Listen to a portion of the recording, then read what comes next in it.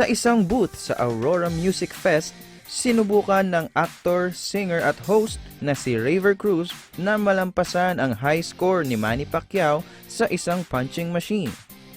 Matatanda ang unang nagtala si Pacquiao ng 782 na puntos na nag-viral dahil tila sa effortless nitong pagsuntok. Ngunit nang hamunin ito ni Raver,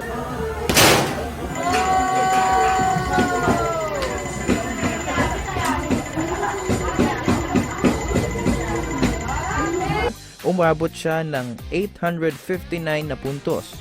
Ayon kay Raver, marahil hindi ipinakita ni Pacquiao ang kanyang tunay na lakas. Aniya, kapag sineryoso ito ni Pacquiao, walang panama ang mga hindi bihasa sa boxing. Dagdag pa niya, nakakaaliw at user-friendly ang nasabing challenge.